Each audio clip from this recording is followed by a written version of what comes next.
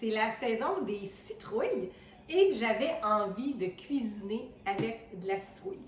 Alors, j'ai fait des recherches pour voir ce que je pouvais faire. Il y a plusieurs façons de faire cuire ta citrouille.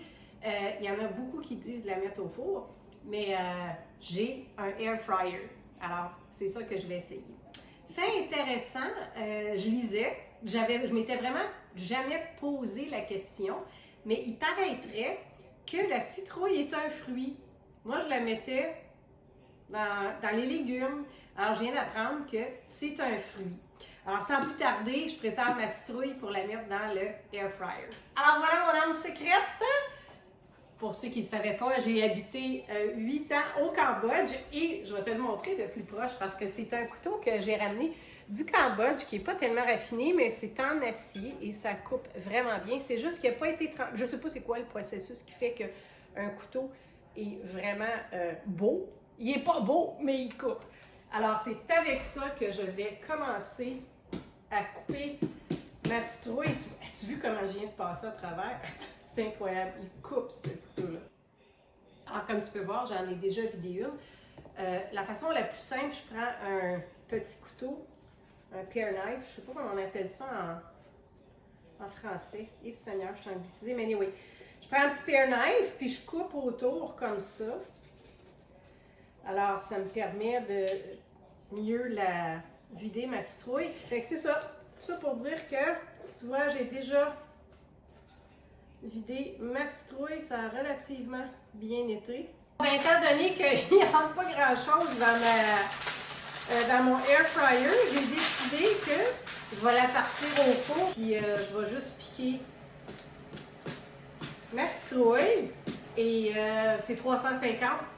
Après moi, c'est à peu près 1 heure. Fait que ça va, je pense que ça va être une bonne idée de peut-être laisser faire le air fryer, mais je voulais essayer cette année.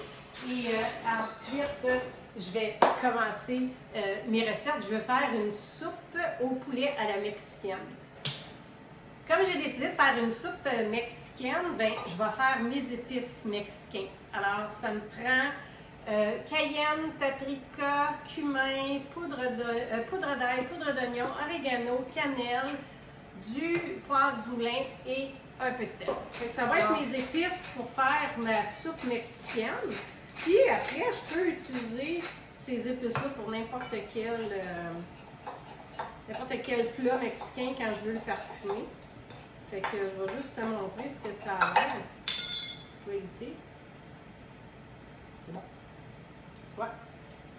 J'ai besoin de céleri et je ne sais pas pour toi, mais les feuilles de céleri, moi je trouve que ça donne beaucoup de goût. Alors je prends toujours les feuilles du céleri pour mettre dans mes recettes. Je ne le jette jamais, je trouve que ça goûte bon. Puis de toute façon, si tu as des retraits de légumes ou de céleri, ce que tu peux faire, c'est que tu peux les mettre dans un sac, les congeler. Puis ensuite, tu peux faire un bouillon de légumes. J'ai déjà mes oignons, mes épices et mon ail. J'ai mis mes épices. L'ail, les oignons, le céleri.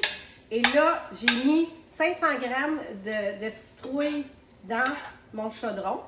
Je vais les laisser doucement mijoter et je vais ajouter 500 ml d'eau. Là, je vais laisser mijoter ça jusqu'à temps que les légumes soient mous pour que je puisse les mettre dans le blender. Comme je wing ma recette, j'ai vu, après avoir mis 500 ml d'eau, que c'était pas assez. En passant, on pourrait utiliser du bouillon de légumes ou du bouillon de poulet. Je n'avais ni un ni l'autre, mais il y a tellement de saveurs là-dedans que ça ne m'inquiète pas. Alors, j'ai rajouté, comme je te dis, 250 ml. On laisse aller. Si tu veux faire cette soupe-là sans produits laitiers, tu peux ajouter soit du lait de coco ou du lait de cachou pour la rendre un petit peu plus crémeuse. Pour l'instant, moi, j'ai décidé que j'allais la laisser comme ça. C'est épicé à souhait, c'est super bon. Ensuite, je vais ajouter le poulet.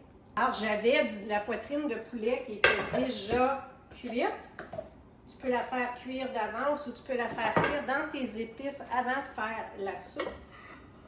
Et ça s'en va dedans. D'à peu près 170 grammes, là, je l'ai pesé, mais si tu veux en mettre plus, si tu veux avoir une soupe plus protéinée, je t'invite à rajouter plus de poulet. Là, ce que je vais faire, je vais la laisser aller pour que le poulet soit chaud. Et c'est ça que je vais manger dans un instant.